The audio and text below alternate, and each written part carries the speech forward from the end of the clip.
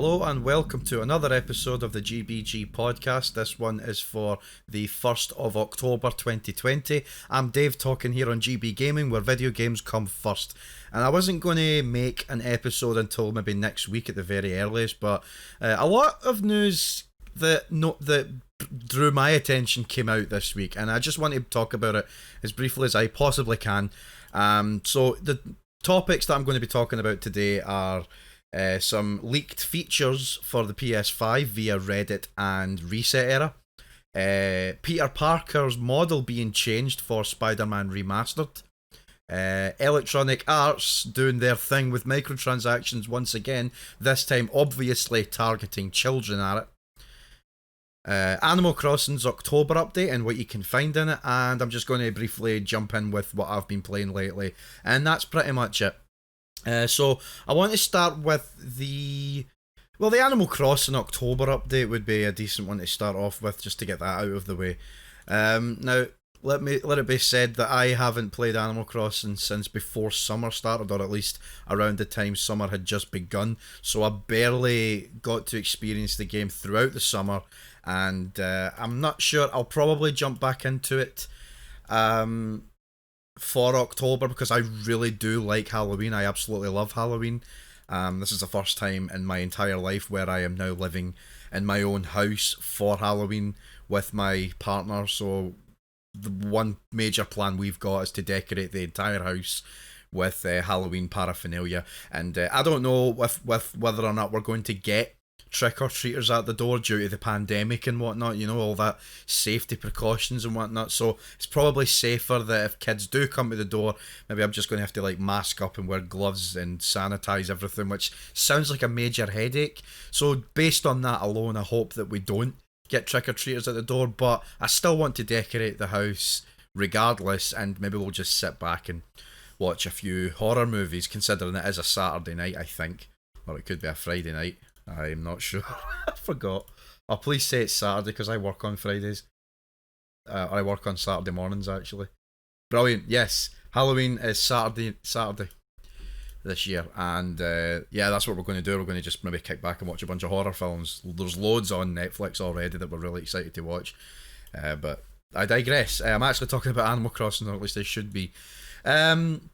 Yeah, so Animal Crossing's October update came out today. I haven't had a chance to dive into it yet, but I have had a look at the features that they have brought out for it. So this is basically what they've added. So I'm looking at Eurogamer, and it says here that if you manage to catch blah blah blah, no, that's not it. Basically, new bugs, fish, sea creatures are arriving in October. So these are all the creatures you can expect to find throughout the month. Ladybugs, which were available from March to June, so they're coming back for October. The dab fish, which will now be available from October to April, so that must have been gone throughout the summer. You can find seaweed, spiny lobster, Venus flower basket. Those are new sea creatures that you'll find between October to July to December to February respectively. And there are a few bugs, in fact there's a lot of creatures leaving at the end of the month. So the yellow butterfly, the bell cricket, the red dragonfly, the darner dragonfly, the banded dragonfly, the stink bug, the man-faced stink bug. I suppose the ladybug is included in this. It's only available throughout the month. The tiger beetle, the scorpion, all those bugs are leaving at the end of October. So if you're playing Animal Crossing and you've yet to catch all those bugs, now's your chance to catch them and maybe keep them or put them in the museum if you haven't already. I've probably stored a lot of them in the museum already, so I'm probably just going to keep them if I grab them. Be nice to have. There's a load of fish leaving, such as the snapping turtle, the catfish, the tilapia, I think I said that right, the moray eel, the ribbon eel, the giant trevally, and the, I can't pronounce this one, the mahi. Those are all leaving at the end of October. The giant isopod and the spotted garden eel are the only sea creatures that are leaving at the end of October. So a good number of creatures leaving, more than what I expected, but only a handful coming in for October. Now, I suppose there was already a few added in throughout the summer, and they're probably still staying there that I didn't mention, so I'd say there's still a sizable amount of things to catch, and I'd say there's plenty to catch that I didn't catch yet, so if I do decide to jump into it this month, I've got a lot of content to keep me busy. And speaking of content, at the end of October, on Halloween itself, there's going to be I think there was some sort of event. I'm not quite sure. I'm currently googling it right now. I remember seeing a trailer for it, but I only looked at it very briefly. But apparently, on the 31st of October, there is a character entering the game called Jack, and I suppose he looks like a jack-o'-lantern as well. So I think maybe that's what the whole Halloween thing as well. But yeah, so I guess there's lots to do this month. I was really much anticipating the Halloween update for Animal Crossing New Horizons, so I'm really looking forward to seeing what's in the game now. But if you want to actually see what's going on throughout October, I actually suggest you go to animalcrossing.fandom.com/wiki/October. If I remember to leave the link in the description, I will. And also, this includes other Animal Crossing games as well. If you haven't played Animal Crossing New Horizon, if you've got any other Animal Crossing game, the same things apply if you've got the correct date and time. So basically, for all you Animal Crossing players that play any Animal Crossing game, regardless of console platform, happy Halloween, and I hope you're enjoying your game. Now let's move on to Electronic Arts being Electronic Arts once again. Now, this news came in the September the 27th, but the update to that came yesterday on the 30th of September, where they pulled this controversial thing altogether. But I'm going to tell you what it was they originally done. So this is according to Vicky Blake on Eurogamer, and she says, oh yeah, here we go. It says pressure is mounting against Electronic Arts following the discovery of advertisements promoting FIFA microtransactions in a toy magazine in the United Kingdom. FIFA Ultimate Team is FIFA's most popular game mode, and publisher EA's money spinner, pulling in billions in revenue throughout the sale of FIFA points. FIFA points are used to buy FIFA Ultimate Team packs, which contain a random assortment of virtual players. It's this mechanic that makes Ultimate Team a pay-to-win competitive online experience and has sparked a comparison to gambling. Consequently, the inclusion of the ad in Toy Shop Smith's magazine that promotes FIFA points to children has caused consternation amongst fans, with some calling a boycott of the series until EA addresses the issue. And I'm looking at two tweets here. One from at All FIFA Mistakes, which shows that it's just disgusting. By the way, I can't believe I'm seeing this, but the picture is on the magazine. It says FIFA 21 Ultimate Team. Step 1. Start playing FIFA Ultimate Team. Step 2. Use FIFA points to open packs. Step 3. Build your dream squad. And step 4, I can't really see what it says there, but the first two are really bad. Because the only way to get FIFA points by the looks of it is to pay for them. And someone actually responded to that and says, been doing it for ages. And it shows FIFA 20, where they posted the same thing, where it said the same thing on a poster inside a store by the looks of it. So it's like they kind of got away with it last year in a way, but now it's parents that have started to notice it now because it's in a magazine. I think it's fucking disgusting. EA are absolutely... they're jumping the shark so many times. Someone said here that Someone said that they find this extremely wrong, as not only is it in a kids magazine, but they are actually saying that you should go about the game by buying points and opening packs. This was someone on Reddit that said this. Normalizing in-game purchases for kids since an early age is so fucking unethical. And I agree. I absolutely agree. And do you know what else as well I disagree with? And I'm only saying this, I'm only presuming this, but FIFA 21, when it comes out, you'll be able to play the PS5 version. I'm assuming there's a PS5 version. And it's going to be $70 or €70 or whatever. And side note, I am okay with games costing 70 because I think games have been costing the same price for far too long, and inflation, and all that stuff, everything else is going up, but video games have stayed the same price. So I'm okay with it going up to €70, $70. But I don't agree with I mean I'm okay with it being $70 so long as there is no monetization post-launch, unless it's separate expansion packs that are made after the game is created. I mean, games have been doing that for decades, so that's nothing new, but I'm talking about microtransactions in particular, things that, like, predatory microtransactions thrown into games. If you're going to put that in your game has no business costing €70. And this goes with FIFA, this goes with Madden, and this isn't just EA as well. This is 2K. This goes with NBA 2K, and I don't think WWE do this. If they do, I haven't seen it. Their games are just bad mechanically. So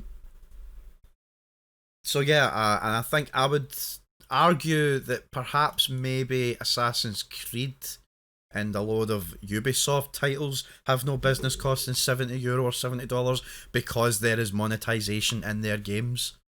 But having said that, I don't see it as pay to win or gambling in that sense, so it's a little bit different. I mean, I have played Assassin's Creed Origins and Assassin's Creed Odyssey. I've played so many Assassin's Creed games, and I very seldom buy any. I don't think I have. Maybe I did once. Buy any microtransaction thing with any real life money. I don't think I have. And if I have, I don't remember doing it, and I don't remember it having any benefit to me other than I just wanted a certain amount of coins to buy a certain thing. I don't really remember. But what I do know is that having played Assassin's Creed since the very first one, I can safely say that the game doesn't force you to play in a way that would make you think you need to buy boosts, as it were. There are booster packs in Assassin's Creed, which I kind of disagree with, but I don't think they're nearly as predatory as Electronic Arts and 2K with their gambling mechanics, and that's exactly what they are. I mean, for God's sake, one of the latter NBA 2K games had actual fruit machines, digital fruit machines in their game, so that you could win things in the game. I think that is absolutely ridiculous. But I've kind of gone slightly off topic here, even though I am talking about EA microtransactions. Okay, I suppose it isn't the same topic. But the crux of this is EA promoted microtransactions in a magazine from Smiths, and I disagree with that entirely. Now, there's an update to that saying that Electronic Arts has pulled it from the website, or pulled the advertisement. EA said it has undertaken an immediate review of all future media placements and admitted that FIFA Points adverts shouldn't have appeared in the toy magazine in the first place. They said that we take very seriously the responsibilities we have when marketing EA games and experiences and channels seen by children. In spite of this, we are aware that advertising for FIFA Points has appeared in environments it shouldn't have. We have been working diligently with Smiths to ensure this advertising is not distributed in any remaining copies of the 2020 catalogue. We have also undertaken an immediate review of all future media placements and are working to ensure each of our marketing efforts better reflects the responsibility we take for the experience of our younger players. Now,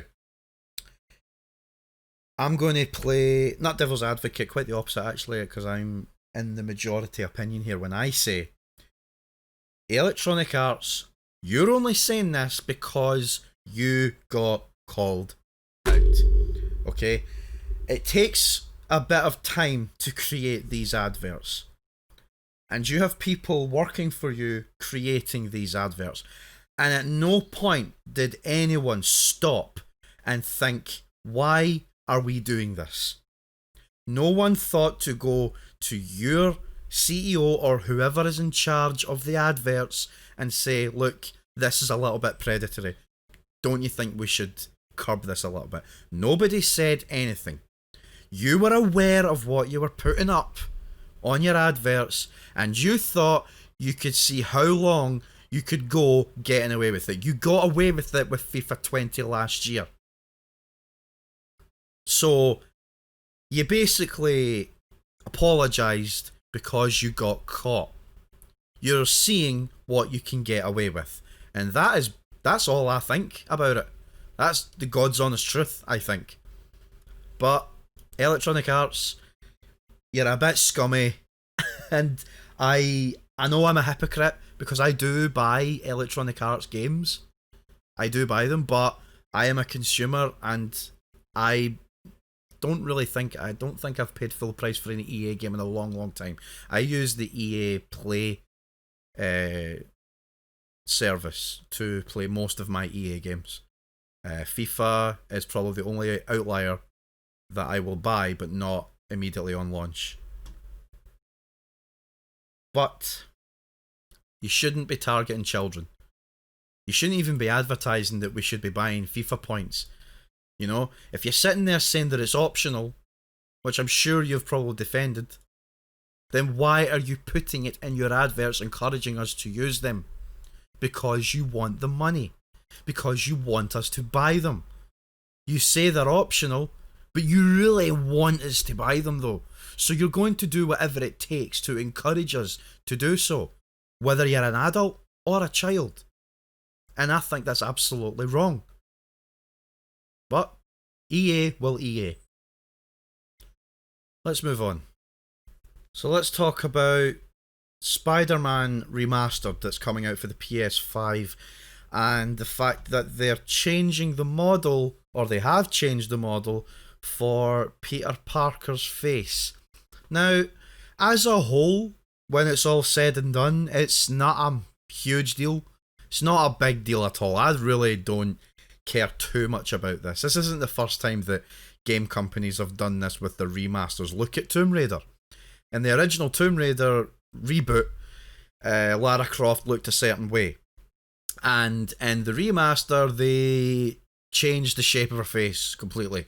And they made that the face going forward in future installments. But they owned up to that. No, they owned up to it. They owned it. They knew that that's what they did. So much so that in at least Shadow of the Tomb Raider, you can change your costume and all that, like, to whatever. And there was one costume that I remember putting on that game that represented the outfit that she wore in the original Tomb Raider reboot. But what also came with that was the original facial model. So they knew that that's what she looked like. So that wasn't a huge deal. But people are actually making quite a big deal about this Spider-Man remodel for Peter Parker's face. So much so that people on Twitter are actually using the hashtag #NotMyPeterParker. And I think that's a little bit hyperbolic if you ask me. Just a little bit. Because it's not a huge deal. I mean, I'm looking at a post on Reddit that says, "What did they do to my boy?" I don't know. I don't mind the face model, to be honest. In fact, I've just opened the Reddit post right now, and someone has said the same thing, saying that they don't know if it's the initial shock right now, but I really prefer the previous face model. It could be shock. I don't actually think it's that bad. I mean, I only played the 2018 Spider-Man game once, and I will be honest, if I was to close my eyes and try and remember what he looked like, I wouldn't be able to remember. I honestly don't remember what Peter Parker looks like in the 2018 game. So me looking at this one, honestly, If you were to show me a screenshot of that and saying this is Peter Parker from the 2018 Spider-Man, I would believe it, because I actually don't remember what he looked like. Now, I suppose if I googled it right now and then looked at it, I'd be like, oh, that's what it looked like. But it's not a big deal. It really doesn't. But people are going to just find something out of nothing. Then again, it does beg the question: why did they change his model?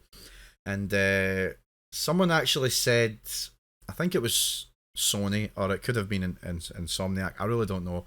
Can't remember. But this is what it said. And I quote, "In order to bring the best performance to players with their next generation Marvel's Spider-Man games, we have recast the face of Peter Parker. We loved working with John Bubniak on the original game. However, to get a better match to Peter Parker actor Yuri Lowenthal's facial capture, we have cast Ben Jordan to be the face model for Peter Parker on the PS5 console. He looks incredible in game, and Yuri's moving performances take on a new life." Now, if this is similar to Tomb Raider in that because you went next gen, you're able to do more with the face or something like that, and you want the character to look like that going forward, I kind of understand. I'm really not sure, to be honest. But if maybe you couldn't get the original actor to come in and do more facial capture because you've changed the look of Peter Parker in the new game, you need to change it. You need to basically retcon what it looks like. And I mean, I suppose it's fine. And I guarantee that in the next 2 Spider-Man games that come out, if there ends up being a trilogy, and we end up seeing Peter Parker the way he looks, I guarantee nobody's going to make a big deal about it. And we will end up really kind of forgetting what he looked like in the 2018 version. That's my take on it. It's not a big deal. It begs the question why, but it's not a big deal. I don't mind it personally. Yeah, so next topic. Leaked features for the PlayStation 5. Now, on the surface, what I saw was the following. Backwards compatibility might not work correctly. PlayStation 4 features might not work on PS5. Sharing, wish lists, parties up to 100 people, and an unknown takedown feature. Now, this was brought up in more detail on Reset Era and Reddit. Now, I'm on Reddit right now, and there is a lot of details here that we're not supposed to know yet, but it's quite interesting. So here's what...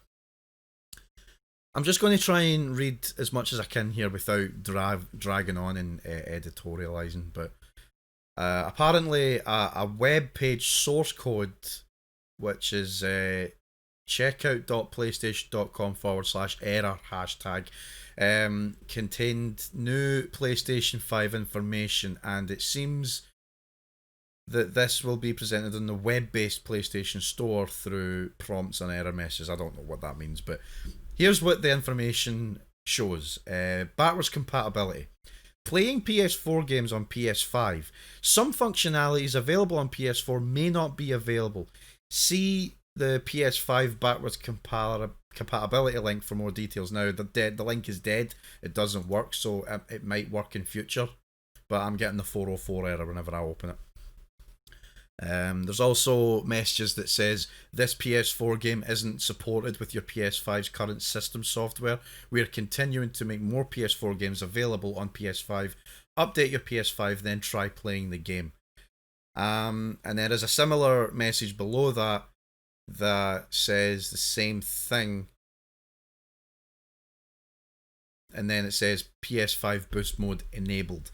Now, I don't know what this means fully. What it sounds like is that it was kind of obvious that not all PlayStation 4 games were going to work.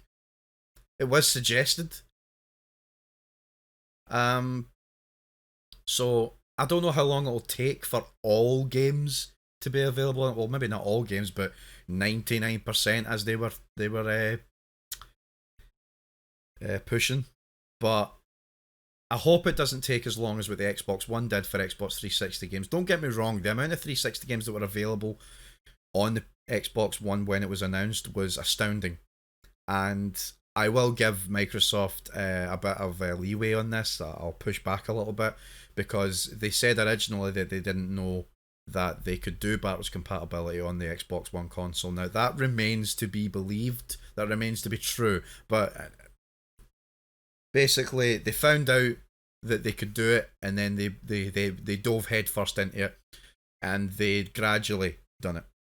If the PlayStation 5 is doing the same thing, they've had a whole generation to figure this shit out, in my books. So, if they haven't figured this shit out now, how long is it going to take before we see more PS4 games being available on the PS5? I hope it doesn't take as long as the Xbox One. The Xbox One took half a generation to get that working. And there are no more Xbox 360 and original Xbox games to be added to the Xbox One. I don't know if they're going to continue this with the Xbox Series. It remains to be seen. But it kind of sucks that not every PS4 game, or at least a vast majority of PS4 games, might not work. I believe that they had plenty of time to get this working properly, but this is PlayStation we're talking about. The company, the console that just doesn't know what backwards compatibility really is. I mean, Jim Ryan was famously quoted to say that we don't need to play these old games. Who would want to play them? I disagree with that entirely, but it is what it is. I'm hoping that there's something more clear about this when the console officially comes out. I probably will not be buying a PlayStation 5 on launch. I just do not see myself spending that much money on a console that doesn't have much going for it. And this kind of goes with both systems, really, but I love Sony. I love the PlayStation. It's my favourite console, bar none. And I've loved my PS4. I've had a lot of problems with it, with the loud fan and the disc drive not working. I've traded in and sold and rebought about 4 different PS4s since it first launched, and I shouldn't have to do that. A console shouldn't last a couple of years, or at least a year, before needing to be fixed. Shouldn't happen. I hope the PS5 remedies this, and I am very excited to see what it can do in regards to performance, but I will not buy it on launch. I let other people talk about it before I make a decision on what system I'm going to buy first, because the first console that I buy will be the one that I will probably use the most throughout its generation. This happened with the PS4. I bought a PS4 first. That's been pretty much my console throughout this generation, but I spent so much money on so many different PlayStation 4s, and then I bought an Xbox One a year later, and I didn't play it as much, but I still played it. There's a lot of Xbox games that I still play to this day, and I've only really had 2 Xbox One consoles. And not because the previous one was giving me problems, just that I wanted an Xbox One X because it's a more powerful console, and it's the most, what's the word I'm looking for? It's basically the most stable in comparison to the original model, which is slow, really slow. But I've only been through 2 Xbox consoles, not from problems, just from needing an upgrade. With the PS4, I've upgraded, but I've bought like 3 different PlayStation 4 systems, and I've bought 2 different PlayStation 4 Pro systems, which shouldn't have happened. That's a lot of money. That's at least over $1,000 worth of PlayStation consoles that I've bought in the last 7 years. And I don't want to do it with the PS5, so I hope that it runs okay. I hope that there's no problems with it. I'm dreading a yellow light of death or a red ring of death scenario with this one, especially with the fact that it's been pandemic year all year round. So how fast they will be to remedy these problems, if there are any, remains to be seen. But I'm waffling way off topic here. But basically, backwards compatibility doesn't seem like it's as sure a thing as we all thought it was. But I'm hoping it's not as bad as we might think. Another thing that was leaked on this website was forced vibration / adaptive triggers. Now, it could be an accessibility thing, as this person has pointed out. He says that it sounds like developers are allowing forced haptic feedback trigger control, which is maybe for people who find it, for people with accessibility issues. And I hope to God they make it optional. I hope to God they make it optional. I hope they don't make it a thing that we need to have. I hope that it's not something that someone needs to have on their controller, because vibration isn't for everyone. We're all used to it, sure, but I only know one person, and it's my cousin. He's very sensitive to things like that, and he doesn't like, well, at least last time I asked him, he didn't like the feeling of the vibration on his hands. It upset his hands or in some way, and it made me think, well, he can't be the only person that's like that. Someone with arthritis or something. I don't know. Don't take everything I'm saying as gospel, but I'm pretty sure there's someone out there that just can't handle vibration or haptic feedback on game controllers. That there's a reason why there's an option to turn it off, you know. And I hope that they don't force this haptic feedback thing on our controllers and give us the option to turn it off if need be. The whole lock-in thing of the triggers when playing games like Deathloop, I hope that's not a problematic thing either. But we'll see. We'll see. These are just rumours or leaks, so we'll probably get more information closer to the console's launch and maybe when people start using it. Another thing that was leaked was console sharing and offline play. And the quote here says that if the console sharing and offline setting is enabled for your PS5, players aged 18 or over who are not subscribers to PlayStation Now, who are not subscribed to PlayStation Now, will be able to play PlayStation Now games from the game's shortcut icon, which is displayed on the PlayStation 5's home screen, as well as in the PlayStation Now app. And the Redditor says here that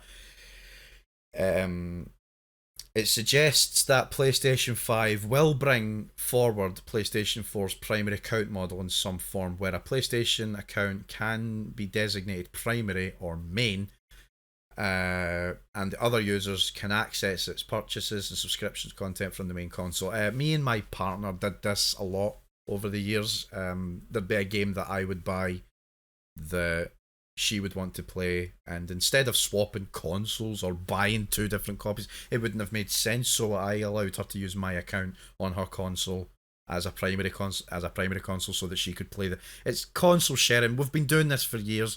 Some people argue that it shouldn't be allowed, some people argue that it should be allowed. I'm the latter. I think it should be allowed. There's nothing wrong with it. Cross-gen party chat was another thing. Basically, people can message and voice chat with people across different PlayStation platforms.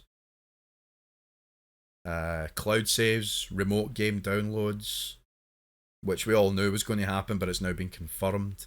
PlayStation Plus cloud saves can be transferred manually to PlayStation Now using the save data management functionality in the PS5, and you can like download your games via an app. We've already been able to do that on the PS4. For me, it didn't always work, but I don't know if that was due to a primary issue or my console not being on, but whatever. Reset Era had more things to say. Someone on Reset Era posted that you can now have a party that can include up to 100 members. I can't even imagine what that car crash would sound like. Can you imagine being in a party of up to 100 people and hearing everyone talking at once? Can you imagine the chaos? But you can do it. So I guess that's a thing. And then there's another thing that they posted as well.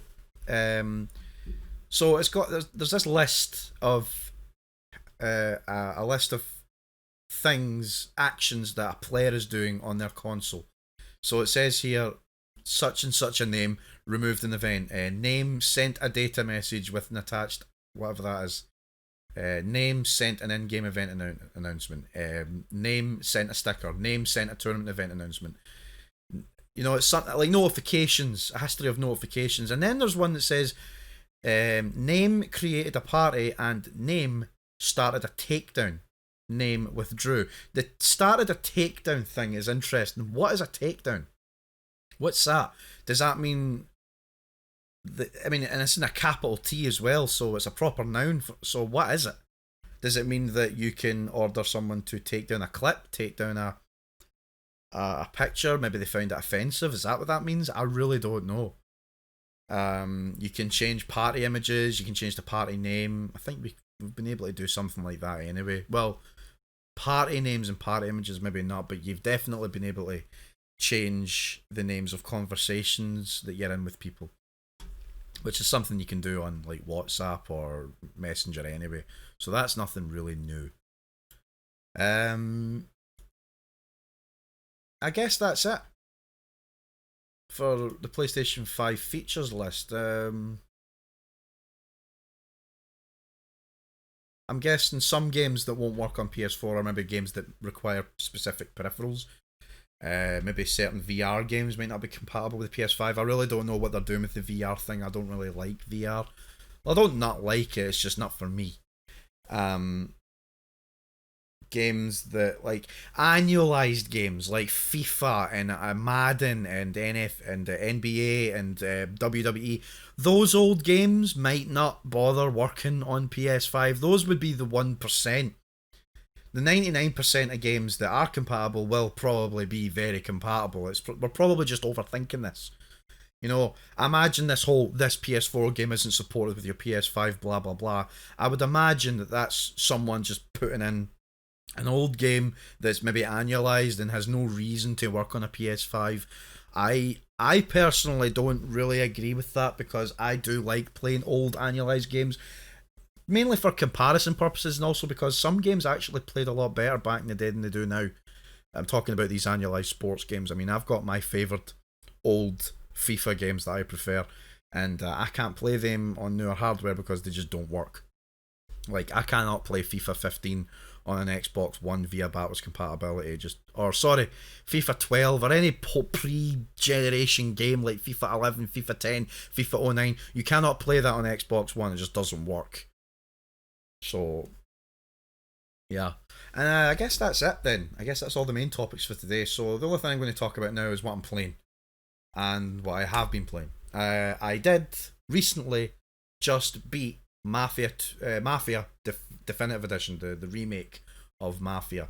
Not a bad game. The gameplay wise, it was very good. I really enjoyed it. But it felt a bit clunky at times. The visuals were... It seemed a bit too blurry for my liking. The graphics themselves are good. It just felt a little bit off. It didn't feel late current gen, if you get what I'm saying. I mean, I'm comparing a game like that to a game like The Last of Us Part 2, or I suppose Ghost of Tsushima in a way. Games that came out late into these consoles' lifespans. Mafia Definitive Edition looks good, but it doesn't look as good as I maybe thought it could have looked. I'm not being too critical on it. But it was fine. I really, really enjoyed it. The story was astounding. I loved the story. There was a big thing that happened at the end of the game. Now, without spoiling too much, there is a specific thing that happens at the very end of the game, and two characters are involved. And all I'm basically going to say is this: the two characters that are involved in the original game looked a certain way. They looked generic. Whereas in the remake, they made them look like specific. They made them look very specific. And that's all I'm going to say. And I thought that was... And my jaw dropped, because I hadn't played Mafia, the original one, at least not in a long, long time. So I don't remember it. So me playing it this with a new, fresh perspective, it shocked me at the very end of the game. If you've played Mafia Definitive Edition to the end, you know exactly what I'm talking about. I also want to talk about the game's difficulty. You can actually turn the game on to classic mode, which basically makes the game play like the original game. You can die in 3 shots. Your car is more of a simulation to drive with. It's not really arcadey. you've basically, the game is like hard mode, but harder, very hard mode. That's what I'm going to put it as, and that's the way I played it, because I see it as this. I like to play games. I like to play some of my games on the hardest difficulty first, because it tricks my brain into not knowing any better. It tricks my brain into thinking this is what the game is. I don't know what it is. It's weird. I've never turned a game on, put it in hard mode, and played it, and I thought I better turn down the difficulty. I've never done that. I've just went straight in, put it on hard mode, and just dove in. And that's what I like to do on some games, not all games. Most games I play on normal, and that's just me. But the games like Uncharted, I play all the Uncharted games on crushing because it's not that difficult.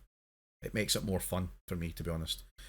But yeah, you can play it in classic mode, and there's an infamous mission in the game that involves you having to drive a race car in a race, and it's infamous. It goes as far back as the original game as being one of the hardest missions in the game, if not the hardest. And I can just playing it in this mode, I can see exactly what they're talking about. It took me about 6 or 7 tries before I got it right. And all it basically is just braking at the right time and turning at the right time. I was talking to my brother on yesterday, and he was telling me how I was talking to him about Mafia, and I was like, how far are you in Mafia? He got it 4 days prior at this point, and he says, I'm only at the race. I'm like, you're joking, I'm on the final mission. I had beaten the game at that point. He says, I just can't do it. So I gave him a few tips, and I didn't even know if I knew what I was talking about, because I never thought too much about it when I was doing it. It's just the way I play racing games. I know it's not the exact same, but I basically, what I did was I was talking as if I was Michael fucking Schumacher. I was saying, when you're coming to a corner, just let go of the accelerator first and then brake once you reach it. Always turn early before you reach the turns as well.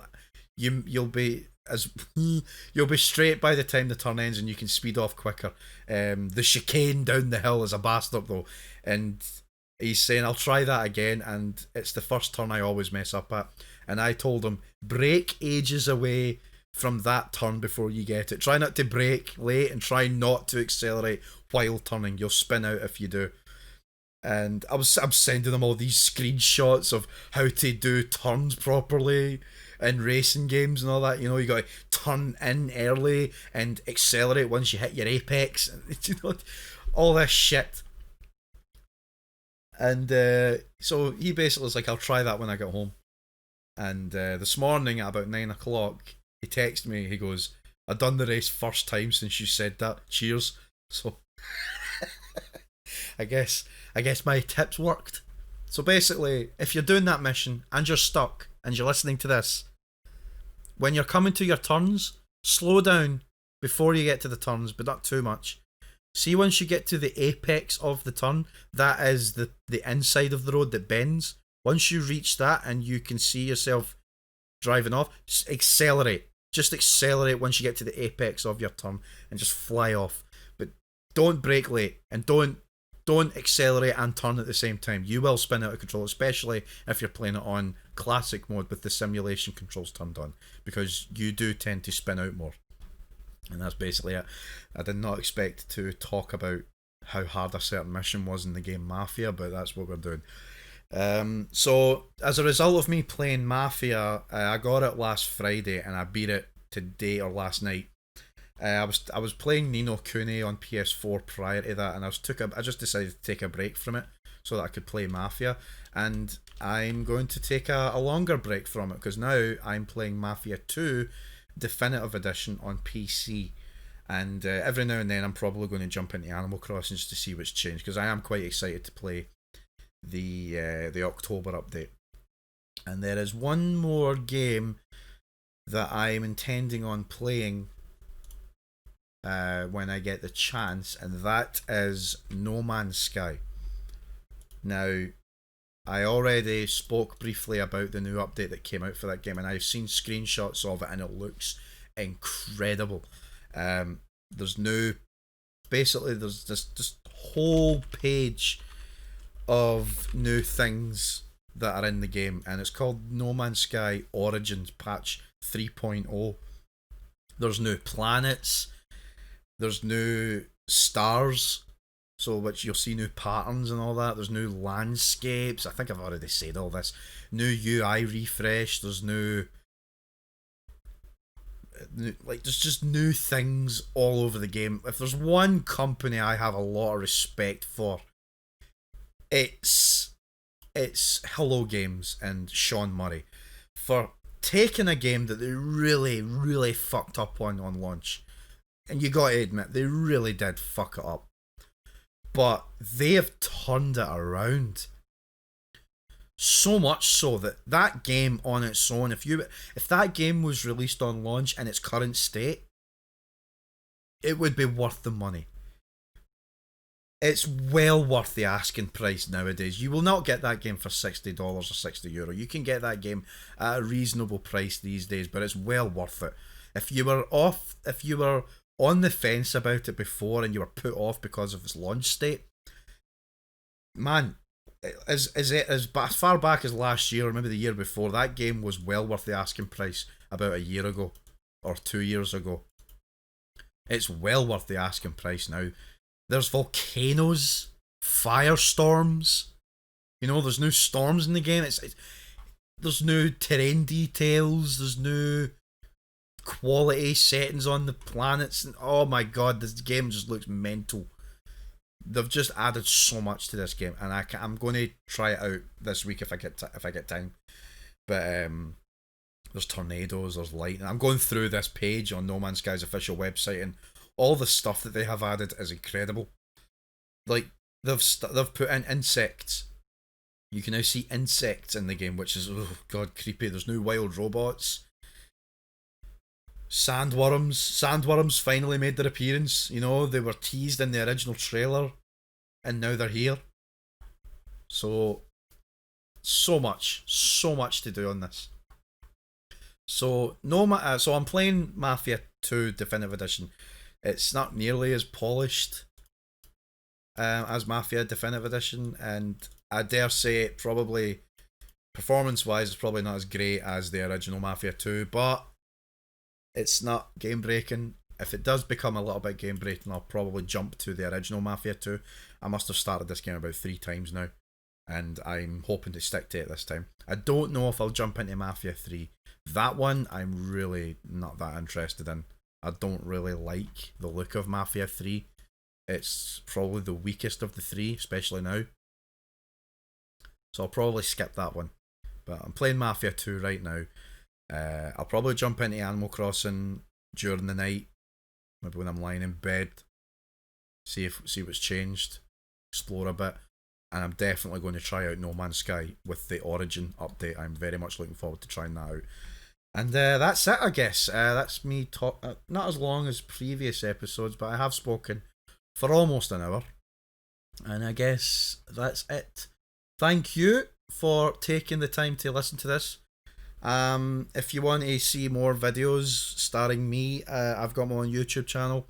It's a GB Gaming or Gamerboy Gaming. You can go to www.youtube.com/gamerboy. That's /GAMERBHOY. You can also type in GB Gaming on Google, and it should come up somewhere. You'll find me. But I do more than just podcasts. The main content I do is game reviews. Sometimes I do Let's Plays or called Just Plays. I might rant about something every now and then, but I think I've maybe started fitting my rants into these podcasts, so I won't be doing as much rant videos. I didn't do that much in the first place, but there's other things that I do as well. But mostly reviews, and it's mostly older game reviews that I enjoy doing. So if that's your thing, if that's what you're into, head on over to my channel, check it out. If you do like it and you want to see more things as they're coming, just hit the subscribe button. I don't know when my next review is going to be. I was planning on doing a Halloween special like I did last year and the year before, but truth be told, I haven't found a game to cover for the theme of Halloween. I really haven't got a clue what game to cover. So I don't know if there's going to be a Halloween episode. And also I don't know when my next review is going to drop. I haven't been working on anything actively. I've been too busy. The only thing I've found time to do right now is these podcasts. So if there is going to be another review, it's a ways off. I don't know what I'm going to do, but I will try and think of something before the year is over. But like I said before, I don't get paid to do my content. I do it when I'm free to do so, and I do it for my own enjoyment. I do it when I feel like doing it, and I don't mean that in a bad way. I do it when I feel inspired to do it. Basically, if I feel inspired to do it, I will do it. But right now, I'm too preoccupied with other things right now in my personal life to even think about doing reviews. But one will come eventually, and whether it's a Halloween episode or not, I don't know. But one will be coming, hopefully before the year is out. But until then, if you did enjoy it, go to my channel, check it out. It's up to yourself. You don't have to. I'm not going to force you to do it. But it's there if you want to. So thanks again. This has been Dave talking here on GB Gaming, where video games come first. Thanks for listening to this episode of GBG Podcast. If you want to see more of my podcasts, you can, once again, they will be on SoundCloud first, and then they will go straight to YouTube soon after. You can find them in any of those places. But if you want to look them up on SoundCloud, you know exactly where to look because you're already here listening to it on SoundCloud. If you're not on SoundCloud and you're listening to it on YouTube, then might I suggest you go to soundcloud.com/GB Gaming. That's soundcloud.com/GB Gaming. And if you're a music lover, I have made my own music in the past. I haven't made any new music in years. But if it's something you want to listen to, or if you're into trance music or anything like that, psychedelic trance or whatever, you can look up www.soundcloud.com/solid underground. That's SOLIDUNDERGROUND. That's solid underground. SoundCloud.com/solid underground. That's all my music is there, but there will be no new music for the foreseeable future. I did this about 7 years ago when I was mad into it, but if you're into that kind of thing, go ahead, check it out. It's up to yourself. But I guess that's me done plugging everything. Thanks again for listening, and I'll see you whenever I see you. Take care, stay safe, don't go out if you don't need to, wear a mask, for the love of Christ, wear a mask, and yep, just be the best you. I'll talk to you later. Cheerio, bye bye.